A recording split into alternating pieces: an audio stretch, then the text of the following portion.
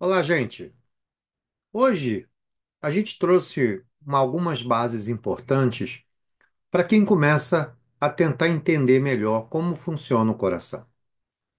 A gente sabe que o coração, quando funciona, ele respeita algumas etapas. Então, existe um momento do ciclo cardíaco que nós chamamos de sístole ventricular. E existe um momento do ciclo cardíaco que nós chamamos de diástole ventricular. Então, a diástole é o momento que as cavidades ventriculares vão se encher, e a sístole é o momento onde as cavidades ventriculares vão se esvaziar. Lembrando que num coração que funciona de maneira adequada, existe uma diferença no tempo de diástole quando comparado com o tempo de sístole. Geralmente, a diástole ocupa 2/3 do ciclo cardíaco, enquanto a sístole ocupa apenas 1/3. Mas lembrem que quando eu falo de diástole e sístole, eu vou separar esses momentos nos dois lados do coração. A gente sabe que a gente tem o lado esquerdo, onde eu tenho a câmara atrial esquerda e o ventrículo esquerdo, e eu tenho o lado direito do coração, onde eu tenho o átrio direito e o ventrículo direito. Vamos hoje conversar um pouquinho sobre o lado esquerdo, que é a cavidade mais importante do ponto de vista da circulação. Não significa que o lado direito não tem importância. Lógico que tem importância. Todas as câmaras apresentam uma mesma importância. Mas hoje eu vou falar exclusivamente do lado esquerdo. Lembrem que quando eu conceituo veia e artéria, eu tenho que lembrar que a veia é todo o vaso que chega ao coração e a artéria é todo o vaso que sai do coração. Então, lembrem, as 4 veias pulmonares chegam na câmara atrial esquerda. As 2 veias cavas, a veia cava superior e a veia cava inferior, chega no ato direito. Vejam que do ventrículo direito sai a artéria pulmonar, do ventrículo esquerdo sai a artéria aorta. Mas vamos agora aqui nessa apresentação identificar direitinho alguns momentos que fazem parte do famoso ciclo cardíaco. Vejam que aqui eu tenho esse ponto identificado como A, que é o momento que a válvula mitral vai abrir. Quem é a válvula mitral é a válvula que separa o átrio esquerdo do ventrículo esquerdo. Essa válvula vai abrir quando a diástole verdadeira começa a acontecer. Lembra que quando eu penso em diástole, eu tenho 4 etapas: o relaxamento isovolumétrico, o enchimento rápido, o enchimento lento e a contração atrial.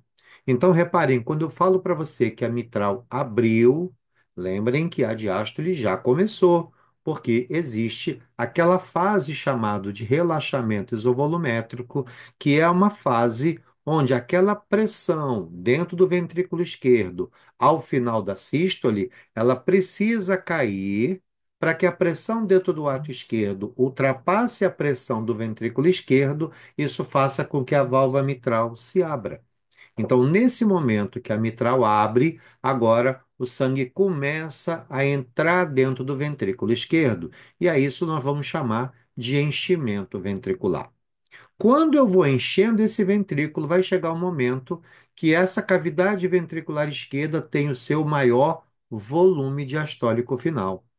Agora, essa cavidade ventricular esquerda está lotada de sangue. Nesse momento, a válvula mitral ela precisa fechar. Só que quando a mitral fecha, a válvula aórtica ainda continua fechada. Por quê? A cavidade ventricular esquerda está cheia de sangue, eu tenho um bom volume diastólico final, porém, dentro dessa cavidade ventricular esquerda ainda tem uma pressão baixa. Essa pressão dentro do ventrículo esquerdo, ao final da diástole, ainda não suplantou a pressão dentro da aorta. Por isso é que a válvula aórtica não abre. Nesse momento, precisa acontecer um aumento de pressão dentro dessa cavidade ventricular esquerda sem variar volume. Por que que eu digo sem variar volume? Porque a válvula mitral está fechada e a válvula aórtica também. Então, essa fase onde vai acontecer o incremento da pressão dentro do ventrículo esquerdo após o fechamento da válvula mitral, nós vamos chamar de contração isovolumétrica. Porém, a gente sabe que essa contração isovolumétrica é uma etapa que é gerada por uma banda muscular. Dentro do ventrículo esquerdo existe uma banda chamada banda basal, que é uma banda responsável por criar essa pressão dentro do ventrículo com a mitral e válvula aórtica fechada. Então, a banda basal vai gerando essa pressão dentro do ventrículo esquerdo. Vai chegar o momento que a pressão vai subindo, observem aqui, ó, a pressão vai subindo, e chega o momento que a pressão dentro do ventrículo esquerdo, gerada por essa contração da banda basal, gerada pela contração isovolumétrica, agora essa pressão suplanta a pressão dentro da aorta. Nesse momento, a válvula aórtica se abre. Mas veja, quando a válvula aórtica abriu, o que que vocês têm que entender? Eu já estou funcionando a sístole, porque a contração isovolumétrica, ela faz parte desse evento. Ainda não foi ejetado, porque a pressão dentro do ventrículo ainda não tinha suplantado a pressão dentro da aorta. Então, nesse momento que a válvula aórtica abre, começa agora a segunda fase da sístole, que é a fase de ejeção ventricular. Repara que agora eu estou ejetando sangue dentro da aorta.